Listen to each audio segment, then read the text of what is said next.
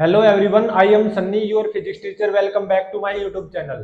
इस लेक्चर में हम क्या पढ़ेंगे कि एक स्मूथ इंक्लाइंड के ऊपर दो ब्लॉक्स रखे हुए हैं, उन ब्लॉक्स का एक्सेलरेशन फाइंड आउट करो।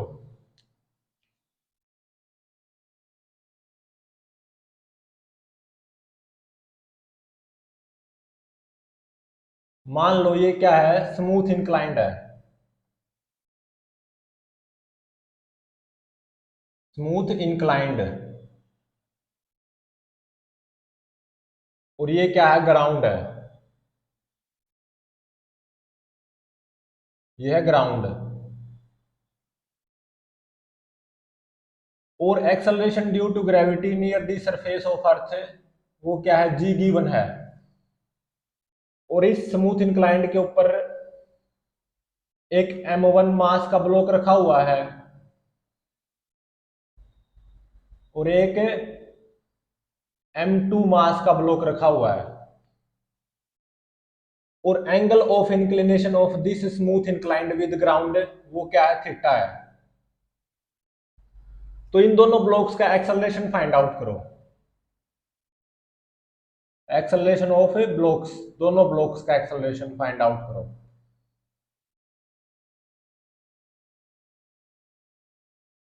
इसको देखो, मैं रीड्रॉ करता हूं।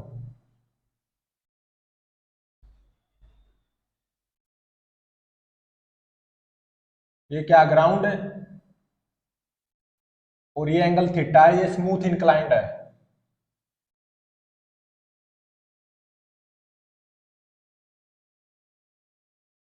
और ये m1 ब्लॉक है जिसका मास m1 है। और ये m2 ब्लॉक है। ये m1 ब्लॉक, ये m2 ब्लॉक, दोनों स्मूथ इंक्लाइंड पे रखे हुए हैं।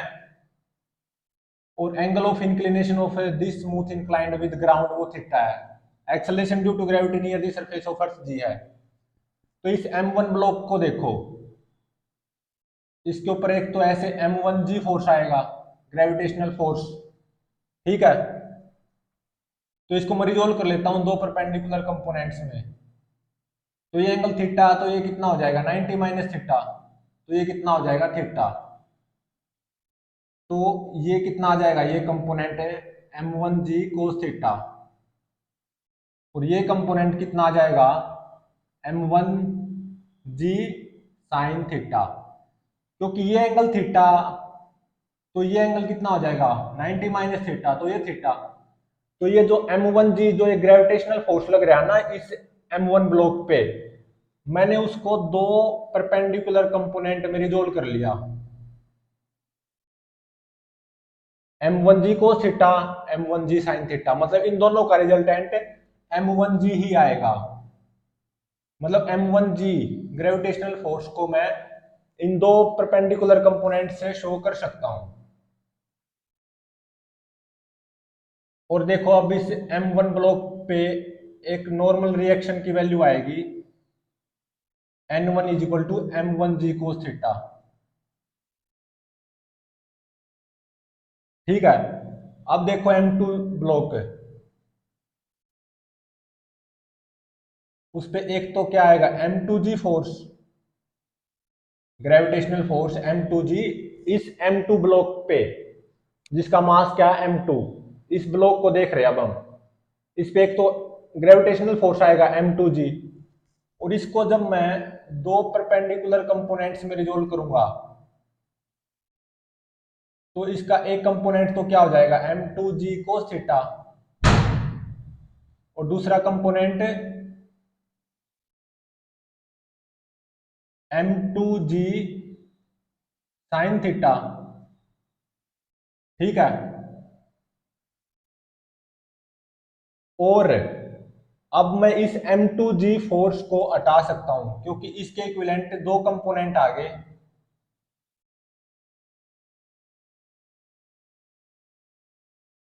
एक तो आ गया m2g cos थीटा और एक m2g sin थीटा। और अब इस m2 ब्लॉक पे नॉर्मल रिएक्शन आएगी बाय इंक्लाइंड n2। वो किसके बराबर आएगी, m2g cos थीटा के बराबर।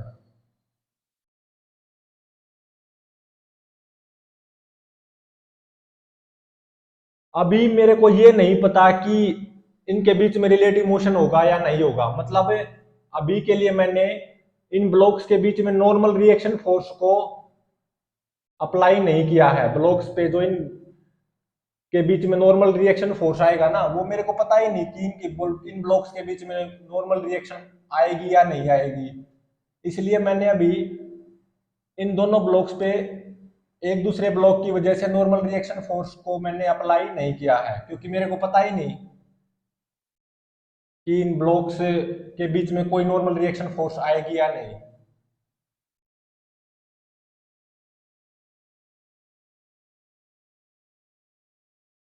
अब देखो मैं क्या करता हूं, इसको बिल्कुल आसान बनाना चाहता हूं।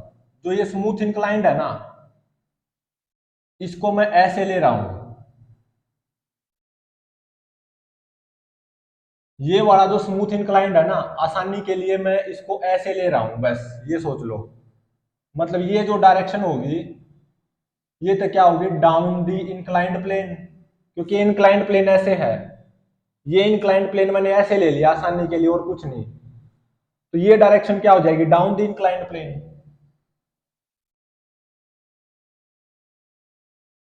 और ये डायरेक्शन क्या हो जाएगी, ये वाली डायरेक्शन है अप द इंक्लाइंड प्लेन।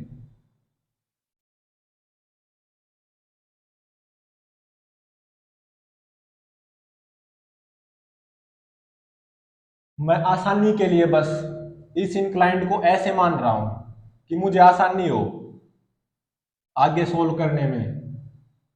तो ये M1 ब्लॉक को मैं ऐसे शो करूंगा अब, क्योंकि ये इंक्लाइंड कुछ ऐसे मान लिया और कुछ नहीं है। और ये क्या होगा, M2 block.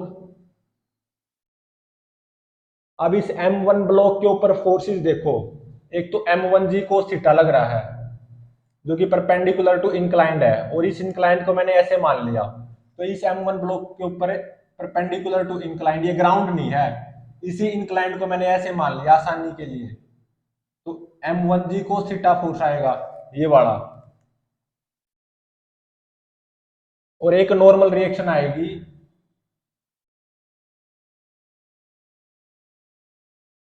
M1G cos theta के बराबर, ठीक है।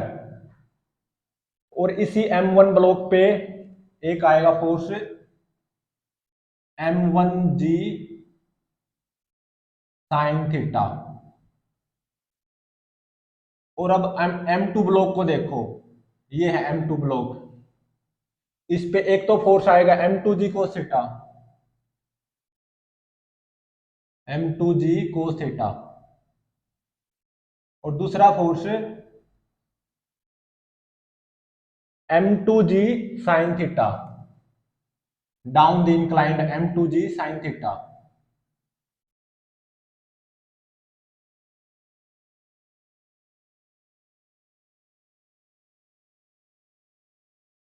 और एक आएगी इस इंक्लाइंड के द्वारा normal reaction on the bottom of this M2Kg block, क्योंकि ये इंक्लाइंड मैंने ऐसे मान लिया ना। तो एक आएगी नॉर्मल रिएक्शन की value N2 is equal to M2G cos theta.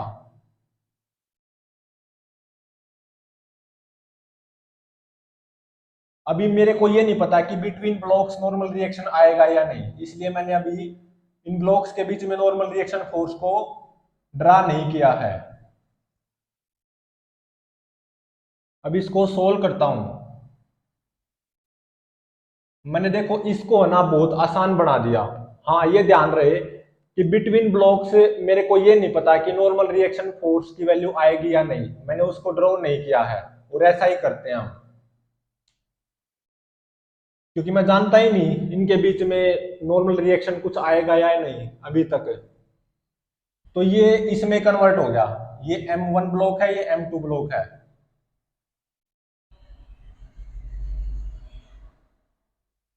अब इसको सोल्व करता हूं। इसको कंसीडर करने का मतलब, अब इसको कंसीडर करना ही है। अब इसको देखते चलो कि मान लो let first step there will be relative motion between blocks.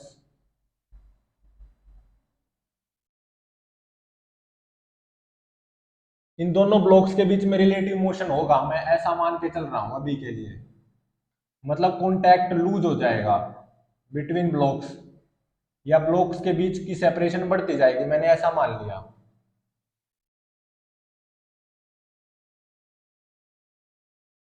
तो जैसा मानना है वैसा ही बना दो, कॉन्टैक्ट लूज दिखा दो, मतलब इनके बीच में कोई नॉर्मल रिएक्शन फोर्स नहीं आएगी, जैसे मैंने माना है उसके अकॉर्डिंग। ये ठीक भी हो सकता है, जो मैंने माना वो गलत भी हो सकता है। मैंने ऐसा माना है इन ब्लॉक्स के बीच में रिलेटिव मोशन आएगा, मतलब इन ब्लॉक्स के बीच की सेपरेशन बढ़ती जाएगी, मतलब कॉन्टैक्ट लूज। तो जैसा मानते हो वैसा बना दो। तो ये M1 ब्लॉक है, इसी को देखो ये वाला, एक तो M1G cos थीटा फोर्स आएगा, क्योंकि ये क्या है अब इंक्लाइंड है, ये वाला इंक्लाइंड, अब ये हो गया बस इसको आसान बनाने के लिए, और कुछ नहीं है। तो M1G cos थीटा, और एक नॉर्मल रिएक्शन आएगी by this inclined on M1 block, M1G cos theta.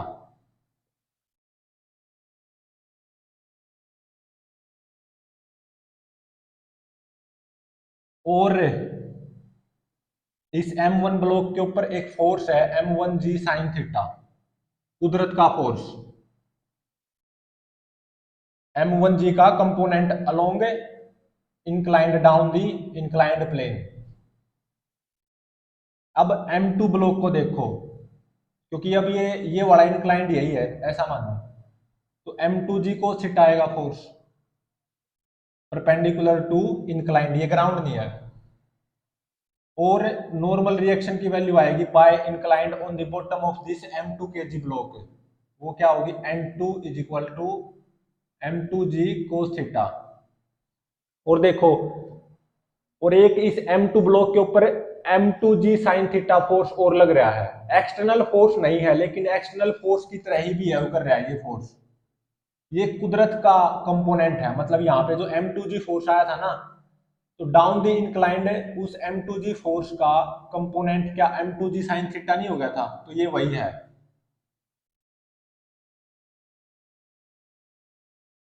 M2G sin theta. अब देखो ये M1 ब्लॉक है, ये M2 ब्लॉक है, मैंने इनके बीच में रिलेटिव मोशन माना है, मतलब इनके बीच में कोई नॉर्मल रिएक्शन फोर्स नहीं आएगी, मैं ऐसा मान के चल रहा हूं। ठीक है, मतलब there will be relative motion between blocks, मतलब इनके बीच की सेपरेशन बढ़ती जाएगी, कॉन्टैक्ट लूज, मैंने ऐसा मान लिया। तो M1 ब्लॉक पे ऊपर देखो, नेट फोर्स इस डायरेक्शन में है, और ये डायरेक्शन कौन सी है, डाउन द इंक्लाइंड प्लेन, तो नेट फोर्स तो इस डायरेक्शन में है ना, तो एक्सेलरेशन भी इसी डायरेक्शन में आना चाहिए। कितना आएगा, नेट फोर्स डिवाइडेड बाय मास, और इस ब्लॉक का मास कितना है M1, और इस ब्लॉक का मास M2, तो M1G sin थीटा भाग में M1, ये कितना आ गया G sin थीटा। ये क्या है, acceleration of this M1 block down the inclined plane. और अब इस M2 ब्लॉक को देखो, इसके ऊपर नेट फोर्स इस डायरेक्शन में है, कितना है M2G sin थीटा। तो according to Newton second law acceleration की डायरेक्शन भी इसी तरफ आनी चाहिए, और न्यूटन सेकंड लॉ के अकॉर्डिंग इस M2 ब्लॉक का एक्सेलरेशन कितना आएगा, net force divided by mass, means M2G sin theta by भाग में M2, तो M2 से M2 कैंसिल, तो कितना आ गया ये भी G sin थीटा। मैं इन दोनों ब्लॉक्स के बीच में रिलेटिव मोशन मान के चला था। तो अब देखो ये जो सिचुएशन आई है, क्या ये रिलेटिव मोशन बिटवीन ब्लॉक्स के हक में है, ये भी इस तरफ जी साइन थीटा से एक्सेलरेट कर रहा है, ये ब्लॉक भी इसी तरफ जी साइन थीटा से एक्सेलरेट कर रहा है, मतलब डाउन द इंक्लाइंड प्लेन, तो ये तो हक में नहीं है ना। अगर ये एक्सेलरेशन ज्यादा होता, ये कम होता, तो फेवर में होता, यहीं पे रुक जाते, लेकिन ये दोनों एक्सेलरेशन सेम है, तो ये इन दोनों ब्लॉक्स के बीच में रिलेटिव मोशन के हक में नहीं है ऐसा, तो note in favour of relative motion between blocks, ये situation relative motion between blocks के फेवर में नहीं है। मतलब जो हम मान के चले थे कि भाई इन ब्लॉक्स के बीच में रिलेटिव मोशन होगा, वो क्या निकला, गलत निकला। तो अब क्या बचा कि भाई इन ब्लॉक्स के बीच में रिलेटिव मोशन नहीं होगा, means no relative motion between these two blocks. मतलब ये चिपक कर एक्सेलरेट करेंगे दोनों, मतलब both blocks will accelerate together, या चिपक कर विद कॉमन एक्सेलरेशन।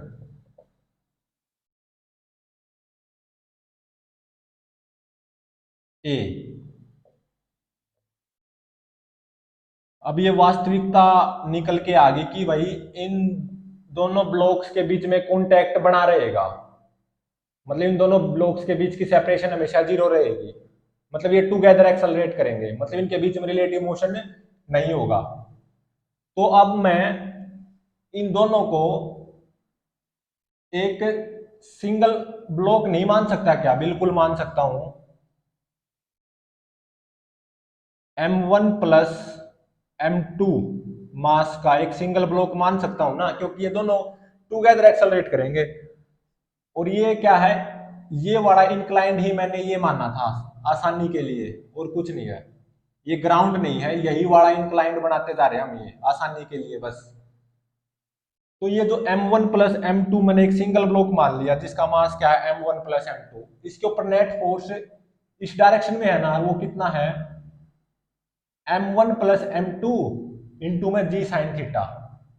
देखो m1 जी साइन थीटा प्लस m2 जी साइन थीटा मीन्स इसके ऊपर नेट फोर्स इस डायरेक्शन में आएगा m1 जी साइन थीटा प्लस m2 जी साइन थीटा। तो जी साइन थीटा का कॉमन ले लूंगा तो ये हो जाएगा m1 प्लस m2 इंटू में जी साइन थीटा, मतलब down the inclined plane net force आया है।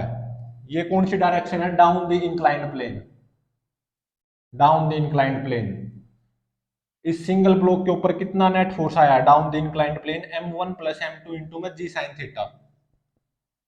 तो इसका एक्सेलरेशन भी इसी डायरेक्शन में होगा, नेट फोर्स की डायरेक्शन में। और according to Newton second law acceleration कितना आएगा? Net force divided by mass. तो m1 प्लस m2 इंटू में जी sine theta divided by m1 plus m2। m1 plus m2 से m1 प्लस m2 कैंसिल, तो acceleration की value कितनी आ जाएगी? G sine theta. मतलब दोनों ब्लॉक्स टुगेदर एक्सेलरेट करेंगे वास्तविकता में down the inclined plane with common acceleration ji sine theta. ये बात पक्की है, ये तय होगी। अब देखो वहां से, ये क्या ग्राउंड नहीं है, यही वाला इंक्लाइंड है, ठीक है। आसानी के लिए बस इस इंक्लाइंड को मैंने ऐसे मान लिया और कुछ नहीं है। ये क्या है? m1 ब्लॉक, और ये m2 ब्लॉक। ये इंक्लाइंड है, ध्यान रहे, ये डाउन द इंक्लाइंड डायरेक्शन है, ये अप द इंक्लाइंड डायरेक्शन है। आसानी के लिए बस ऐसा है। तो ये फोर्स कितना आया था? m1 G cos theta.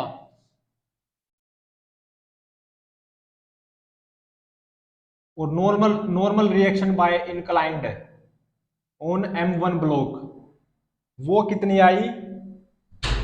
m1 G cos theta के बराबर। तो n1 is equal to m1 G cos theta. और इस m1 ब्लॉक के ऊपर कुदरत का मींस m1 जी फोर्स का एक कंपोनेंट आ रहा है down the inclined plane m1 ji sine theta, m1 ji sine theta. और मैं ये मान रहा हूं m1 और m2 ब्लॉक के बीच में नॉर्मल रिएक्शन की वैल्यू क्या है? n3। तो ये m2 ब्लॉक इस m1 ब्लॉक के ऊपर इसी डायरेक्शन में तो नॉर्मल रिएक्शन फोर्स लगाएगा, और कितना? n3। अब आओ m2 ब्लॉक पे, तो एक तो क्या लग रहा है m2 जी कोस थीटा इंक्लाइंड के परपेंडिकुलर m2 जी कोस थीटा, और एक m2 जी साइन थीटा लग रहा है। M2 ब्लॉक पे ये इंक्लाइंड है, ऐसा समझो, और एक नॉर्मल रिएक्शन इंक्लाइंड लगा रहा है M2 ब्लॉक पे M2G cos theta, N2 is equal to M2G cos theta. और एक ये जो M1 ब्लॉक है वो according to Newton's third law M2 block पे N3 नॉर्मल रिएक्शन फोर्स लगाएगा। To every action there is equal and opposite reaction. और इन दोनों ब्लॉक्स का एक्सेलरेशन क्या है, down the inclined plane same है, मतलब दोनों टुगेदर एक्सेलरेट करेंगे, इनके बीच में कोई रिलेटिव मोशन नहीं होगा। टुगेदर एक्सेलरेट करेंगे down the inclined plane with common acceleration ji sine theta.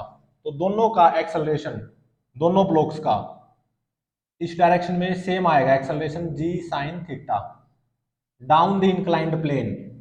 दोनों ब्लॉक्स का एक्सेलरेशन होगा और वो कितना होगा, जी साइन थीटा। ठीक है, अब इस M1 ब्लॉक पे न्यूटन से सेकंड लॉ अप्लाई करो। तो इस M1 ब्लॉक पे down the inclined net force है ना, और वो कितना आएगा, क्योंकि इस M1 ब्लॉक का एक्सेलरेशन डाउन द इंक्लाइंड है ना, जी साइन थीटा, तो इस M1 ब्लॉक पे net force down the inclined आना चाहिए, और वो कितना आएगा, M1 जी sine theta plus N3, M1 जी साइन थीटा प्लस N3। इस M1 ब्लॉक पे net force down the inclined plane कितना आएगा, M1 ji sine theta plus N3 is equal to mass of the M1 block into में acceleration of M1 block, वो कितना, जी sine theta. तो M1 जी sine theta से M1 जी sine theta cancel, तो normal reaction की value between blocks वो क्या आ गई, 0। मतलब इन ब्लॉक्स के बीच में नॉर्मल रिएक्शन फोर्स की वैल्यू क्या होगी, 0। नॉर्मल रिएक्शन बिटवीन ब्लॉक्स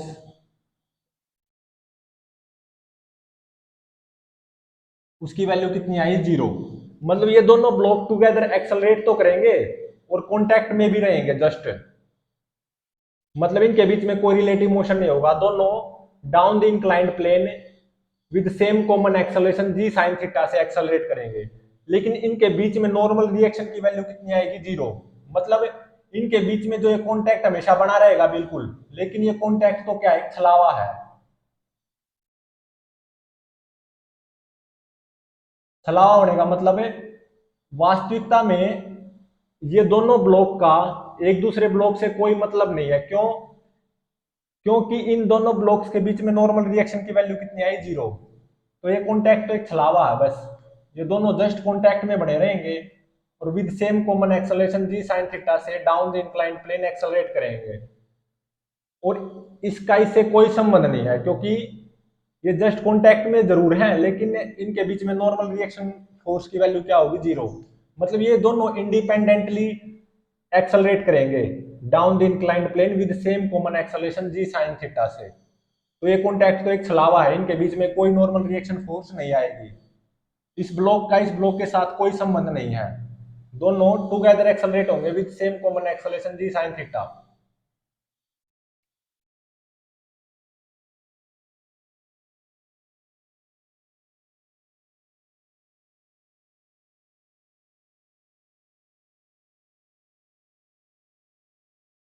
अब मान लो इसके ऊपर बेस एक रियल लाइफ सिचुएशन सोची जाए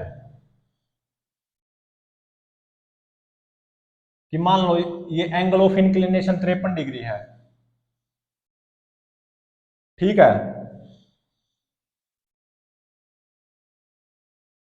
एक ये ब्लॉक है और एक ये ब्लॉक है, ये मान लो 2 kg का ब्लॉक है और ये 3 kg का, ठीक है, और ये स्मूथ इंक्लाइंड है।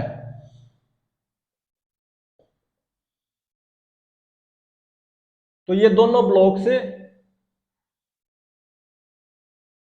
विद सेम एक्सेलरेशन एक्सेलरेट करेंगे, इन दोनों ब्लॉक्स का एक्सेलरेशन क्या होगा, सेम, और डाउन द इंक्लाइंड प्लेन होगा, और वो कितना होगा, जी साइन थीटा।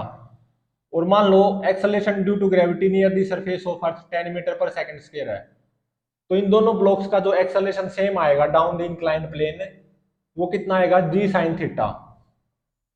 जी 10 है और थीटा कितना 53 डिग्री, तो साइन 53, तो 10 sin 53 इन दोनों ब्लॉक्स का कॉमन एक्सेलरेशन आएगा down the inclined plane. Sine 53 कितना होता है 4/5, तो 10 चौक 40 भाग में 5 8, तो 8 मीटर पर सेकंड स्क्वायर कॉमन एक्सेलरेशन से ये दोनों एक्सेलरेट करेंगे together down the inclined plane. और इनके बीच में कांटेक्ट हमेशा बना रहेगा, लेकिन इनके बीच में नॉर्मल रिएक्शन की वैल्यू कितनी आएगी 0, मतलब इस ब्लॉक का इस ब्लॉक के साथ कोई संबंध नहीं होगा, इंडिपेंडेंटली एक्सेलरेट करेंगे। और अगर बिल्कुल वास्तविकता की बात की जाए, ये क्या है 2 kg का ब्लॉक है, मतलब M1 2 kg है और M2 3 kg है। और बिल्कुल वास्तविकता की बात की जाए कि इन दोनों ब्लॉक्स के ऊपर क्या क्या फोर्सेस एक्ट हो रहे होंगे, तो ये 2 kg ब्लॉक है, तो एक तो mg फोर्स एक्ट हो रहा होगा 20 न्यूटन, और एक है नॉर्मल रिएक्शन बाय ग्राउंड है, और वो कितना होगा 20 cos 53, तो N1 की वैल्यू कितनी आएगी 20 cos 53, cos 53 कितना होता है 3/5 मीन्स 12 न्यूटन। और बिटवीन ब्लॉक्स नॉर्मल रिएक्शन की वैल्यू 0 होगी, तो मतलब इस ब्लॉक के ऊपर दो ही फोर्स आएंगे mg और normal reaction by inclined on the bottom of this 2 kg block. और इस M2 मीन्स 3 kg ब्लॉक की बात की जाए तो इसके ऊपर भी दो ही फोर्स आएंगे, एक तो mg 30 न्यूटन, और इन ब्लॉक्स के बीच में नॉर्मल रिएक्शन की वैल्यू क्या होगी 0, तो इस ब्लॉक के ऊपर एक दूसरा फोर्स आएगा normal reaction by inclined plane, वो कितना होगा 30 cos 53, तो 30 cos 53 की वैल्यू कितनी होती है 3/5, तो 30 या 90 90 भाग में 5 18, तो 18 न्यूटन। इन ब्लॉक्स के बीच में नॉर्मल रिएक्शन फोर्स की वैल्यू 0 होगी, और ये दोनों ब्लॉक टुगेदर एक्सेलरेट करेंगे with same common acceleration 8 metre पर सेकंड स्क्वायर। इन दोनों ब्लॉक के बीच में कॉन्टैक्ट लूज नहीं होगा, हमेशा ये दोनों ब्लॉक कॉन्टैक्ट में बने रहेंगे, तभी तो टुगेदर एक्सेलरेट हो रहे हैं with same common acceleration 8 metre पर सेकंड स्क्वायर। लेकिन ये जो कॉन्टैक्ट है ना बिटवीन ब्लॉक्स, ये छलावा है। क्यों? क्योंकि इन ब्लॉक्स के बीच में नॉर्मल रिएक्शन की वैल्यू तो 0 आ रही है, तो मतलब इस ब्लॉक का इस ब्लॉक के साथ कोई संबंध नहीं होगा, इंडिपेंडेंटली एक्सेलरेट करेंगे दोनों with same common acceleration 8 metre पर सेकंड स्क्वायर से।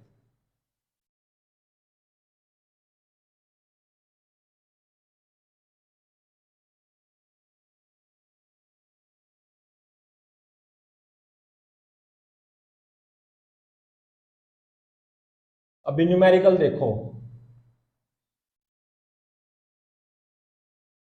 कि मान लो ये स्मूथ इंक्लाइंड है और ये ग्राउंड है, ठीक है, और ये एंगल कितना गिवन है स्मूथ इंक्लाइंड ग्राउंड के साथ कितना एंगल बना रहा है 53 डिग्री।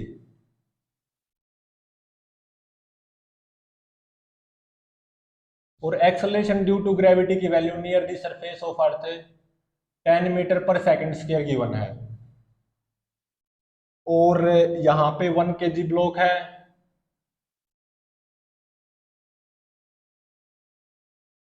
और यहाँ पे 2 kg ब्लॉक।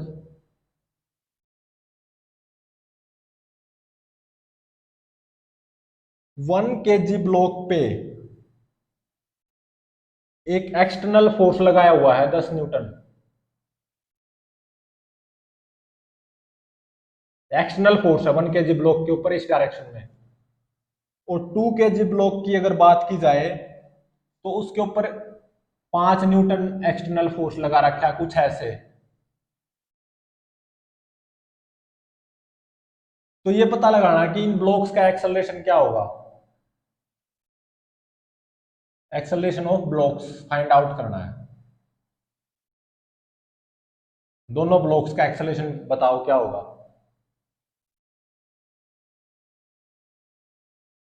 इसको एक बार रीड्रॉ कर लेते हैं, थोड़ी सी आसान बना देते हैं इसको।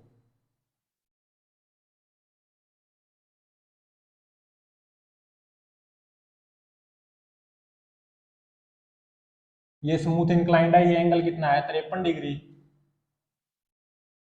ठीक है, और ये 1 kg ब्लॉक,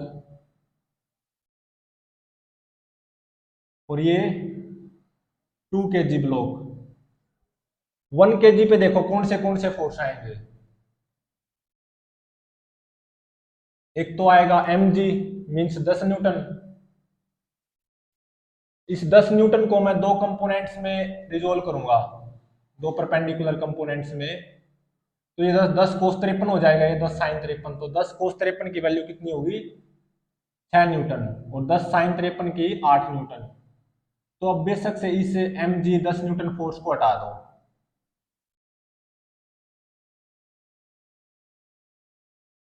और देखो 1 kg ब्लॉक के ऊपर एक एक्सटर्नल फोर्स अप्लाई कर रखा है 10 न्यूटन।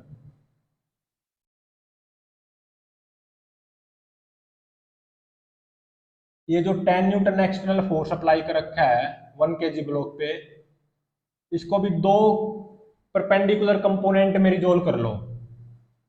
अगर ये एंगल 53 है तो ये एंगल भी कितना हो जाएगा 53 डिग्री। तो इसका एक कंपोनेंट इस डायरेक्शन में कितना आएगा 10 cos 53। cos 53 की वैल्यू होती है 3/5। तो 10 × 30 भाग में 5 6 न्यूटन। और दूसरा कंपोनेंट इस डायरेक्शन में आएगा 10 sin 53। sin 53 की वैल्यू होती है 4/5। तो 10 × 40 भाग में 5 8 न्यूटन।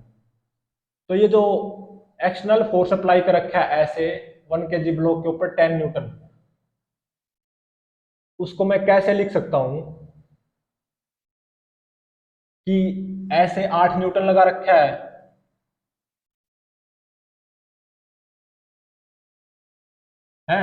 और ऐसे 6 न्यूटन लगा रखा है।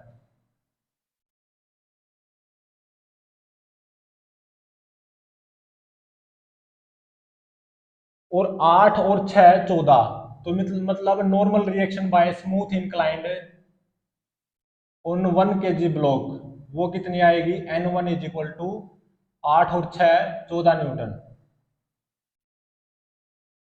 और इस तरफ 8 है और इस तरफ 6, तो ये 8 और ये 6, इन दोनों का इक्विवेलेंट में एक फोर्स अप्लाई कर सकता हूं। 8 में से 6 गए 2 न्यूटन इस डायरेक्शन में और 2 न्यूटन।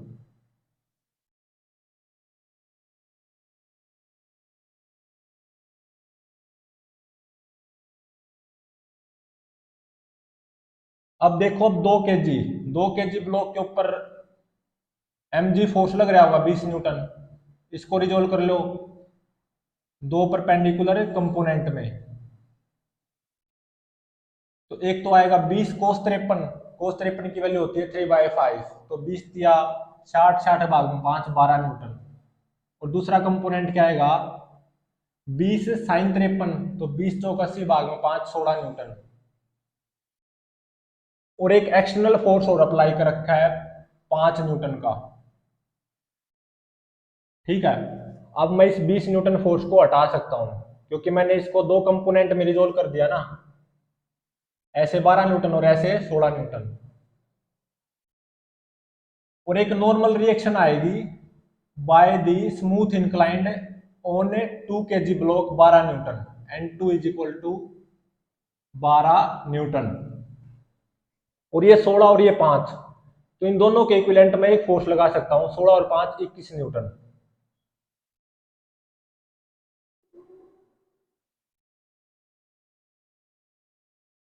ऐसा कर सकता हूं ना मैं।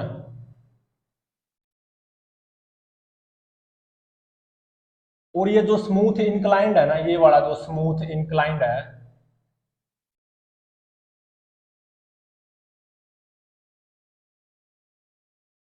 ये जो स्मूथ इंक्लाइंड है, मैं आसानी के लिए उसको ऐसे बना रहा हूं, इस स्मूथ इंक्लाइंड को ऐसे बना रहा हूं।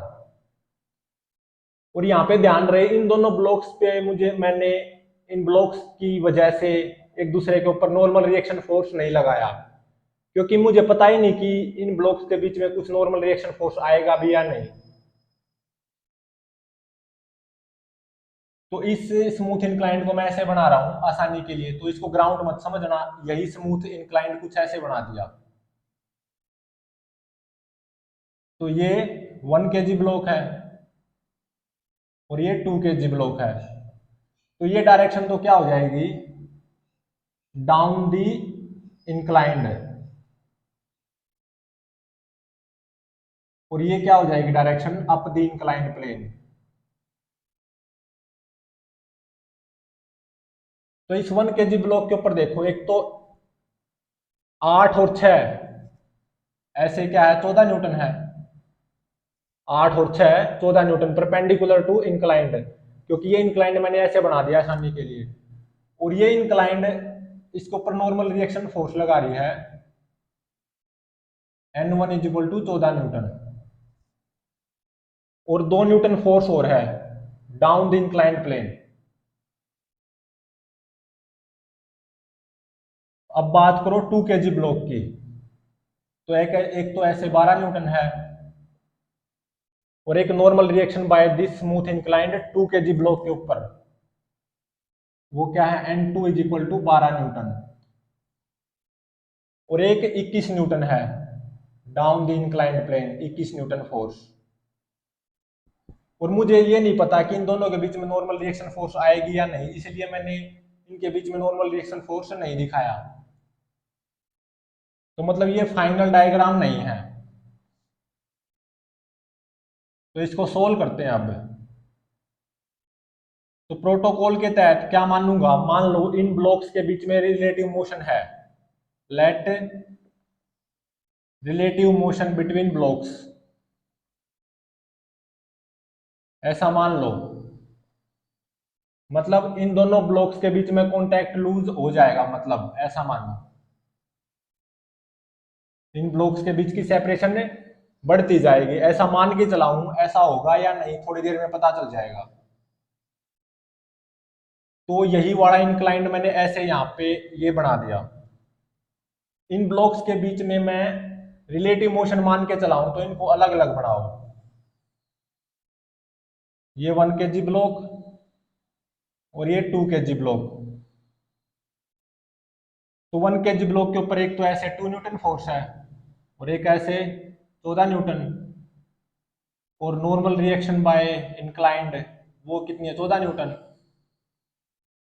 अब आओ 2 kg ब्लॉक पे, perpendicular to inclined 12 newton, normal to normal reaction by inclined on 2 kg block, वो क्या है, N2 is equal to 12 newton, और ऐसे 21 न्यूटन फोर्स है। तो ये क्या है, 1 kg ब्लॉक और ये 2 kg ब्लॉक। 1 kg ब्लॉक के ऊपर देखो net force down the inclined plane है, तो 1 kg ब्लॉक का एक्सेलरेशन भी डाउन द इंक्लाइंड प्लेन आएगा, और न्यूटन सेकंड लॉ के अकॉर्डिंग वो क्या आएगा, net force divided by mass, तो ये कितना आ जाएगा, 2 मीटर पर सेकंड स्क्वायर। अब 2 kg को ऊपर देखो, net force down the inclined plane ही है और वो 21 न्यूटन है, तो इसका मतलब 2 kg ब्लॉक का acceleration down the inclined plane ही आएगा, और कितना आएगा, न्यूटन सेकंड लॉ के according net force divided by mass, तो 21 भाग में 2, 10.5 मीटर पर सेकंड स्क्वायर। मैंने इन ब्लॉक्स के बीच में रिलेटिव मोशन मानना था, तभी तो कॉन्टैक्ट लूज दिखाया था, ये दूर दूर बनाए थे। तो अब देखो क्या ये situation relative motion between blocks के फेवर में है, नहीं है। क्यों नहीं है, क्योंकि इसका 10.5 है और इसका 2 है, तो not in favour of relative motion between blocks.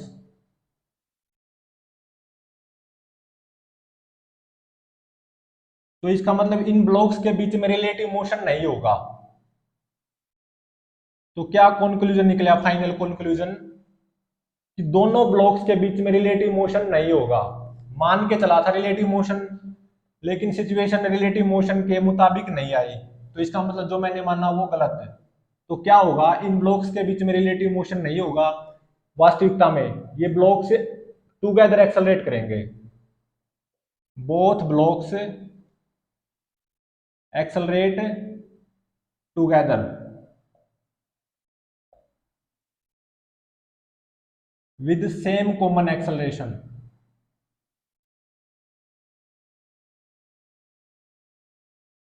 और वो कॉमन एक्सेलरेशन मैं मान रहा हूं ए है, ए मान रहा हूं। तो ये तो था 1 kg ब्लॉक और ये 2 kg ब्लॉक, ये टुगेदर एक्सेलरेट होंगे विद सेम कॉमन एक्सेलरेशन।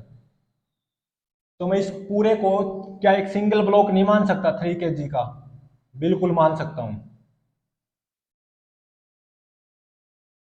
और ये वाला इंक्लाइंड ऐसे है, मैंने ऐसे माना है आसानी के लिए। तो ये जो मैंने इस पूरे को 3 kg ब्लॉक माना है, क्यों? क्योंकि इन ब्लॉक्स के बीच में रिलेटिव मोशन नहीं होगा, ये चिपक कर एक्सेलरेट होंगे, इसलिए मैंने पूरे को एक 3 kg ब्लॉक मान लिया। इसके ऊपर नेट फोर्स देखो कितना आ रहा है, 21 और 2 23 न्यूटन आ रहा है down the inclined plane. Net force कितना आ रहा है? 23 newton down the inclined plane. तो इसका मतलब एक्सेलरेशन की डायरेक्शन भी इसी तरफ आएगी, नेट फोर्स की डायरेक्शन में ही तो एक्सेलरेशन होता है। और एक्सेलरेशन कितना आएगा न्यूटन थर्ड लॉ के अकॉर्डिंग? नेट फोर्स भाग में मास, तो 23 भाग में 3, तो ये कितना आएगा? 3 7 21 और 2 भाग में 3 0.66, तो 7.66 मीटर पर सेकंड स्क्वायर आएगा एक्सेलरेशन। मतलब दोनों ब्लॉक टुगेदर एक्सेलरेट होंगे विद सेम कॉमन एक्सेलरेशन। कितने से? 7.66 मीटर पर सेकंड स्क्वायर से, और डाउन दी इंक्लाइंड प्लेन। तो दोनों ब्लॉक का एक्सेलरेशन सेम आएगा down the inclined plane, 7.66 metre पर सेकंड स्क्वायर। चिपक कर चलेंगे ऐसे, दोनों दोनों का एक्सेलरेशन सेम है। तो ये क्या मेरा इंक्लाइंड प्लेन है, ग्राउंड नहीं है, इंक्लाइंड प्लेन, आसानी से समझने के लिए। और ये क्या है? 1 kg ब्लॉक, और ये 2 kg ब्लॉक। 1 kg ब्लॉक पे देखो, ये तो 14 न्यूटन फोर्स लग रहा है परपेंडिकुलर टू इंक्लाइंड, और एक ऐसे 2 न्यूटन लग रहा है, और एक normal reaction by inclined on the bottom of 1 kg, वो कितनी है? 14 न्यूटन।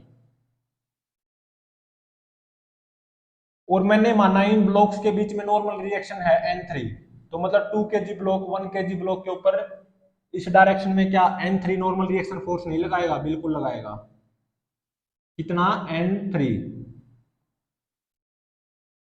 अब 2 kg ब्लॉक की बात करो, एक तो इसके ऊपर लग रहा है 12 newton force perpendicular to inclined, और एक normal reaction force by inclined on the bottom of 2 kg block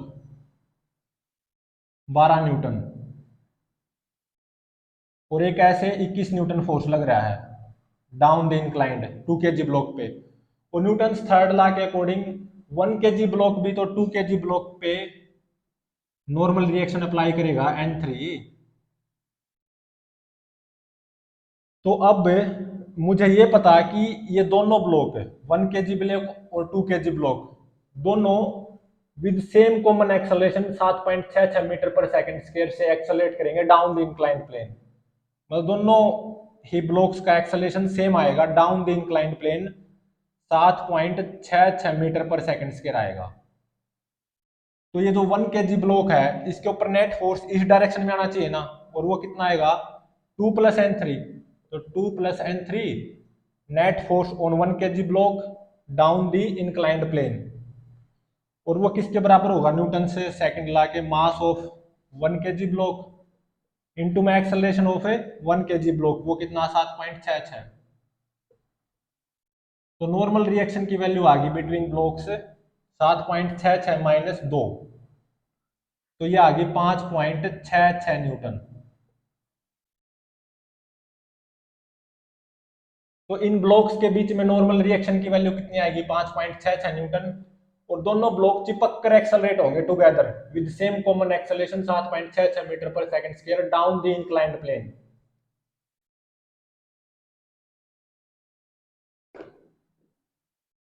और दोनों ब्लॉक्स के बीच में नॉर्मल रिएक्शन की वैल्यू आएगी 5.66 न्यूटन। मतलब अगर वास्तविकता में अगर इनके ऊपर फोर्सेस अप्लाई किए जाएं तो वो क्या होंगे, ये 1 kg ब्लॉक है, ये 2 kg ब्लॉक है, तो वो क्या होंगे, इस 1 kg ब्लॉक पे एक तो आएगा mg फोर्स 10 न्यूटन और एक एक्सटर्नल फोर्स है 10 न्यूटन और normal reaction by inclined on this 1 kg block N1 और वो वैल्यू कितनी आ रही है 14 न्यूटन। और ये जो 2 kg ब्लॉक है ये इस 1 kg ब्लॉक के ऊपर N3 normal reaction force apply करेगा कितनी 5.66 न्यूटन। और अब 2 kg ब्लॉक की बात की जाए वास्तविकता में इसके ऊपर कौन से फोर्स आएंगे, एक तो mg आएगा 20 न्यूटन और एक एक्सटर्नल फोर्स है 5 न्यूटन और एक normal reaction by smooth inclined on the bottom of this 2 kg block वो कितना आएगा 12 न्यूटन। N2 की वैल्यू आएगी 12 न्यूटन और एक normal reaction by this 1 kg block on this 2 kg block according to Newton's third law to every action there is equal and opposite reaction, तो वो कितनी आएगी N3 is equal to 5.66 newton. तो ध्यान रहे ये 1 kg ब्लॉक है, ये 2 kg ब्लॉक है, ये 1 kg ब्लॉक है और ये 2 kg ब्लॉक है। तो 1 kg ब्लॉक के ऊपर कितने फोर्स आएंगे total 4, mg 10 newton, external force 10 newton, normal reaction by smooth inclined 14 newton और normal reaction by 2 kg on 1 kg block N3 is equal to 5.66 newton. ऐसे ही 2 kg ब्लॉक पे भी कितने फोर्स आएंगे 4 वास्तविकता में, mg 20 newton, normal reaction by smooth inclined 12 newton और एक्सटर्नल फोर्स 5 न्यूटन और normal reaction by this 1 kg block on 2 kg block N3 is equal to 5.66 Newton.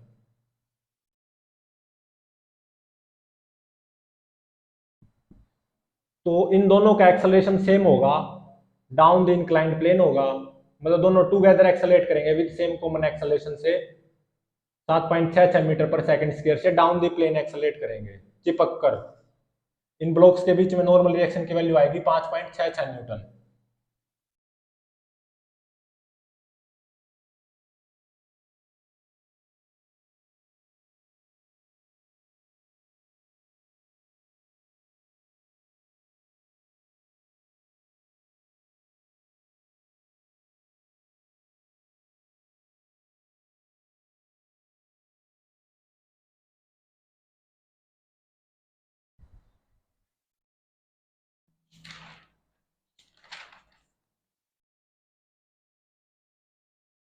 अब करते हैं नेक्स्ट न्यूमेरिकल। इसमें क्या गिवन है,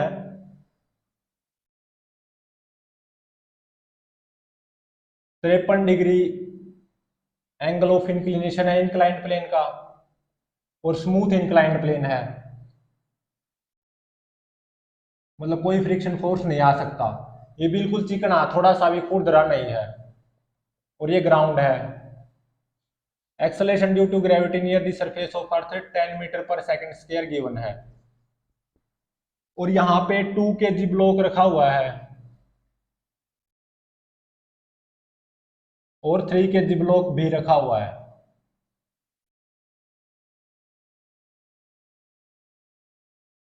और 2 kg ब्लॉक पे ऐसे 10 न्यूटन फोर्स अप्लाइड है, एक्सटर्नल फोर्स 10 न्यूटन और 3 kg ब्लॉक पे एक्सटर्नल फोर्स अप्लाइड है ऐसे 10 Newton.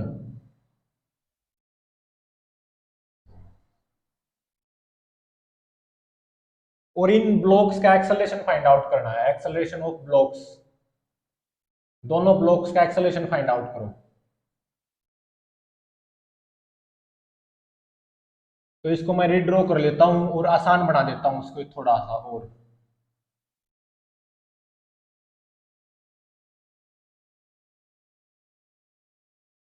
Angle of inclination inclined plane का 53 डिग्री है और ये 2 kg ब्लॉक है और ये 3 kg ब्लॉक है। 2 kg ब्लॉक की बात करो, इस पे एक तो 20 न्यूटन आएगा mg फोर्स, इसको मैं रिजोल्व करूंगा दो परपेंडिकुलर कंपोनेंट्स में। तो ये 20 कोस 37 आएगा, ये 20 है और ये 20 कोस 53 और ये 20 साइन 53। तो 20 कोस 53 कितना हो जाएगा 12 न्यूटन और 20 साइन 53 कितना हो जाएगा 16 न्यूटन। तो मतलब अब मैं इससे mg फोर्स को हटा सकता हूं। इस mg फोर्स के इक्विवेलेंट दो फोर्स लगा दिए 12 न्यूटन और 16 न्यूटन, और इसके ऊपर एक 10 न्यूटन फोर्स अप्लाइड है 2 kg ब्लॉक पे ही। एक एक्सटर्नल फोर्स अप्लाइड है 10 न्यूटन, कुछ ऐसे। और ये एंगल 53 है, तो ये भी एंगल कितना हो जाएगा 53 डिग्री। तो इस एक्सटर्नल फोर्स 10 न्यूटन को मैं रिजोल्व करूंगा दो परपेंडिकुलर कंपोनेंट्स में। तो ये कितना आएगा 10 कोस 53 और ये 10 साइन 53 आएगा। तो 10 कोस 53 कितना हो जाएगा 6 न्यूटन और 10 साइन 53 कितना हो जाएगा 8 न्यूटन। तो मतलब ये जो एक्सटर्नल फोर्स 2 kg के ऊपर अप्लाइड है ऐसे 10 न्यूटन, उसको मैं कैसे शो कर सकता हूं, ऐसे 6 न्यूटन और ऐसे 8 न्यूटन से।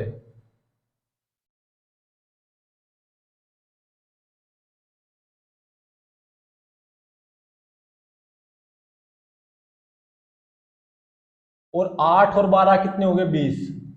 तो इसका मतलब नॉर्मल रिएक्शन आएगी 2 kg ब्लॉक पे by the smooth inclined N1 is equal to 20 Newton.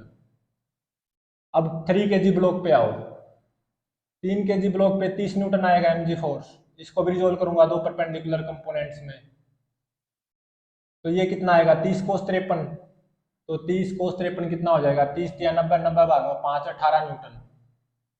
और ये कितना हो जाएगा 30 साइन 53। तो 30 चौका 120, 120 भाग में 5 24 न्यूटन। तो मैं इस mg फोर्स को हटा सकता हूं, 30 न्यूटन फोर्स को, mg फोर्स को। इसके इक्विवेलेंट मैंने दो फोर्स अप्लाई कर दिए, ऐसे 18 न्यूटन और ऐसे 24 न्यूटन। और एक्सटर्नल फोर्स अप्लाइड है 10 न्यूटन। और normal reaction by smooth inclined on 3 kg वो कितनी आ जाएगी 18 newton. N2 is equal to 18 newton. अब देखो इस 2 kg ब्लॉक पे ऐसे 16 न्यूटन है और ऐसे 6 न्यूटन है। तो इस डायरेक्शन में कितना लगा सकता हूं मैं, 16 में से 6 गए 10 न्यूटन लगा सकता हूं। इस 6 न्यूटन को हटाओ और एक लगा दो 10 न्यूटन का। और ऐसे इस 3 kg ब्लॉक पे देखो, ऐसे 24 न्यूटन है और ऐसे 10 न्यूटन है। तो 24 में से 10 गए 14। तो इस डायरेक्शन में कितना लगा सकता हूं नेट 14 न्यूटन।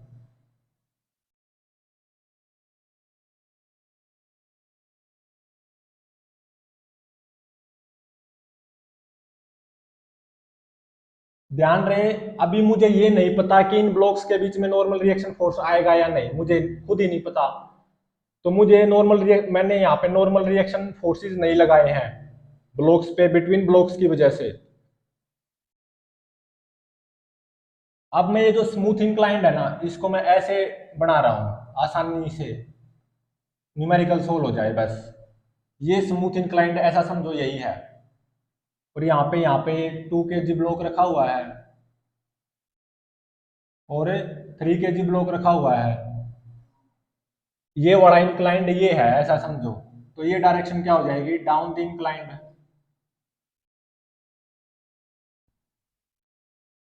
और ये क्या हो जाएगी, up the inclined plane direction. ये 2 kg ब्लॉक है और ये 3 kg, और ये इंक्लाइंड है, ये बड़ा इंक्लाइंड ऐसे बना दिया ताकि आसानी से न्यूमेरिकल सोल्व हो जाए। तो 12 और 8 है, ऐसे 20 न्यूटन आएगा। और नॉर्मल रिएक्शन बाय इंक्लाइंड वो कितना आएगा, N1, वो भी 20 न्यूटन आएगा। और ऐसे down the inclined plane 10 newton आएगा। डाउन द इंक्लाइंड प्लेन ये डायरेक्शन है ना, क्योंकि इस इंक्लाइंड को मैंने ऐसा बना दिया आसान बनाने के लिए न्यूमेरिकल को। तो कितना आएगा, 10 न्यूटन। अब 3 kg की बात करो, ऐसे कितना आएगा, 18 न्यूटन फोर्स। और normal reaction by inclined 3 kg पे वो कितना आएगा, 18 न्यूटन ही आएगा। और इस डायरेक्शन में कितना force, down the inclined 14 Newton. ध्यान रहे ये 2 kg का ब्लॉक है और ये 3 kg का ब्लॉक है। मैंने यहाँ पे between blocks normal reaction force नहीं लगाया है, क्योंकि मुझे खुद ही नहीं पता इन ब्लॉक्स के बीच में नॉर्मल रिएक्शन फोर्स आएगा या नहीं। तो अब इसको सोल्व करता हूं। मैं ऐसा मानता हूं इन ब्लॉक्स के बीच में रिलेटिव मोशन होगा, इन ब्लॉक्स के बीच में रिलेटिव मोशन होगा। Let relative motion between blocks, मैं मान के चला, मतलब इन ब्लॉक्स के बीच में कॉन्टैक्ट लूज मैंने मान लिया फर्स्ट केस में। होगा या नहीं होगा थोड़ी देर में पता चल जाएगा। मतलब ये तो क्या है, ये बड़ा इंक्लाइंड प्लेन यही तो है, और ये 2 kg ब्लॉक, और ये 3 kg ब्लॉक। इनके बीच में मैंने रिलेटिव मोशन मान लिया, तो इनको अलग अलग बनाऊंगा ना, क्योंकि इसका इससे कोई संबंध रहेगा ही नहीं, इनके बीच में सेपरेशन बढ़ती जाएगी। मैंने ऐसा मानना है, ये सही है या नहीं अभी समझ में आएगा, लेकिन जैसा मानना है उसी के अकॉर्डिंग फिगर बना लो। तो अब इस 2 kg ब्लॉक को देखो, ऐसे 20 न्यूटन फोर्स है, और normal reaction by this inclined वो कितनी है, N1 is equal to 20 Newton. और एक ऐसे 10 न्यूटन फोर्स है डाउन द इंक्लाइंड प्लेन। और अब 3 kg की अगर बात करूं मैं, तो एक तो 18 न्यूटन फोर्स है परपेंडिकुलर टू इंक्लाइंड, और एक नॉर्मल रिएक्शन फोर्स है on 3 kg bye smooth inclined, वो कितनी है, N2 is equal to 18 Newton. और एक 3 kg पे इस डायरेक्शन में फोर्स है 14 न्यूटन। ये इंक्लाइंड प्लेन है, ऐसा मैंने माना है ताकि न्यूमेरिकल आसान हो जाए। तो डाउन द इंक्लाइंड प्लेन कितना है, फोर्स 14 न्यूटन। तो अब 2 kg ब्लॉक को देखो, इसके ऊपर नेट फोर्स इस डायरेक्शन में है डाउन द इंक्लाइंड प्लेन, और वो कितना 10 न्यूटन। तो इसका मतलब 2 kg ब्लॉक का एक्सेलेरेशन भी इसी डायरेक्शन में आएगा डाउन द इंक्लाइंड प्लेन, और वो कितना होगा, 10 भाग में 2, 5 मीटर पर सेकंड स्क्वायर फ्रॉम न्यूटन से सेकंड लॉ ऑफ मोशन। अब 3 kg को देखो, इसके ऊपर नेट फोर्स इस डायरेक्शन में है डाउन द इंक्लाइंड प्लेन, तो 3 kg ब्लॉक का एक्सेलेरेशन भी डाउन द इंक्लाइंड प्लेन ही आएगा। नेट फोर्स की डायरेक्शन में तो एक्सेलेरेशन की डायरेक्शन होती है। और वो कितना आएगा, from Newton second law, net force भाग में मास, मतलब 14 भाग में 3, तो 3 चौक 12, और मतलब 4.66 मीटर पर सेकंड स्क्वायर आ जाएगा।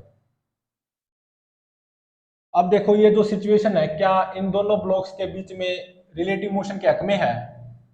ये डाउन द इंक्लाइंड प्लेन 4.66 से एक्सेलेरेट करेगा, और 2 kg down the inclined plane ही 5 मीटर पर सेकंड स्क्वायर से एक्सेलेरेट करेगा। 5 4.66 से ज्यादा है ना, तो इसका मतलब जो मैंने माना वो सही, मतलब वास्तविकता में इन दोनों ब्लॉक्स के बीच में रिलेटिव मोशन होगा। This situation is in favour of relative motion between blocks. जो मैंने माना वो बिल्कुल सही, मैंने ब्लॉक्स के बीच में रिलेटिव मोशन माना और वो सही निकला।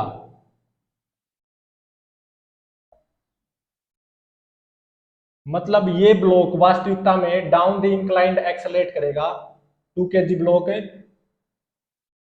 5 मीटर पर सेकंड स्क्वायर कांस्टेंट एक्सेलरेशन से down the inclined plane accelerate करेगा, और 3 kg ब्लॉक वास्तविकता में डाउन द इंक्लाइंड प्लेन ही एक्सेलरेट करेगा विद 4.66 मीटर पर सेकंड स्क्वायर कांस्टेंट एक्सेलरेशन।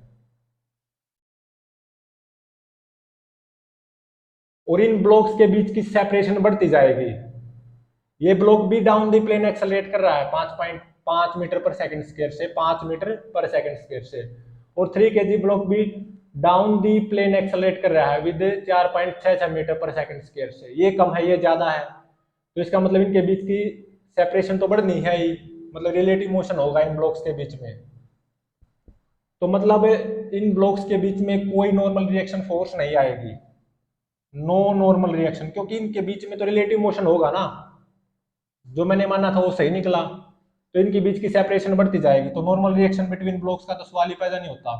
तो no normal reaction between blocks.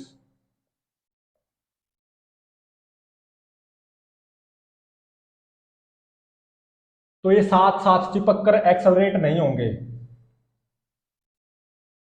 इसका एक्सेलरेशन ज्यादा है, इसका एक्सेलरेशन कम है, इनके बीच की सेपरेशन बढ़ती जाएगी, ठीक है, टाइम के साथ साथ। t इक्वल टू 0 पे इनके बीच की सेपरेशन 0 है, जस्ट कॉन्टेक्ट में है, लेकिन फिर भी नॉर्मल रिएक्शन इनके बीच में कुछ भी नहीं है। जिससे टाइम बढ़ेगा, इनके बीच की सेपरेशन बढ़ती जाएगी, ये डाउन द प्लेन 5 मीटर पर सेकंड स्क्वायर कॉन्स्टेंट एक्सेलरेशन से एक्सेलरेट होगा, और 3 kg डाउन द प्लेन ही एक्सेलरेट होगा विद कांस्टेंट एक्सेलरेशन 4.66 मीटर पर सेकंड स्क्वायर। इनके बीच की सेपरेशन बढ़ती जाएगी, चिपक कर एक्सेलरेट नहीं होंगे, दोनों का एक्सेलरेशन सेम नहीं है वास्तविकता में। अगर मैं 2 kg ब्लॉक के ऊपर वास्तविकता में और क्या क्या फोर्सेज आए हैं अगर उनकी बात करूं, तो एक तो mg आया है 20 न्यूटन, और एक एक्सटर्नल फोर्स है 10 न्यूटन, और एक नॉर्मल रिएक्शन फोर्स है बाय स्मूथ इंक्लाइंड, वो कितनी है N1 is equal to 20 Newton.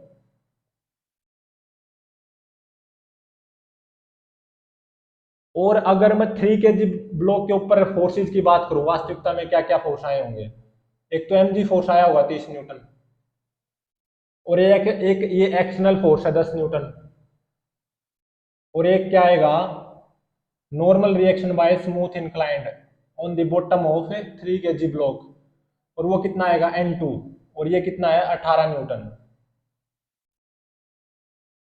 और 3 kg ब्लॉक का एक्सेलरेशन क्या है down the inclined plane 4.66 metre पर सेकंड स्क्वायर। 2 kg ब्लॉक का डाउन द इंक्लाइंड प्लेन ही, लेकिन 5 मीटर पर सेकंड स्क्वायर। इनके बीच में कोई नॉर्मल रिएक्शन फोर्स नहीं आएगी, इनके बीच में सेपरेशन बढ़ती जाएगी। तो 3 kg के ऊपर 4 फोर्स आएंगे वास्तविकता में, mg external 10 newton, normal reaction 18 newton. 2 kg block पे भी केवल 3 फोर्स आएंगे, mg 20 newton, external force 10 newton ऐसे, और normal reaction by smooth inclined N1 is equal to 20 newton. इनके बीच में नॉर्मल रिएक्शन की तो बात ही पैदा नहीं होती, क्योंकि इनके बीच में सेपरेशन बढ़ती जाएगी। ये इस तरफ एक्सेलरेट होगा down the inclined plane 5 metre पर सेकंड स्क्वायर से, और 3 kg down the inclined plane ही एक्सेलरेट होगा 4.66 मीटर पर सेकंड स्क्वायर कांस्टेंट एक्सेलरेशन से। तो इनके बीच में नॉर्मल रिएक्शन की तो बात ही पैदा नहीं होती।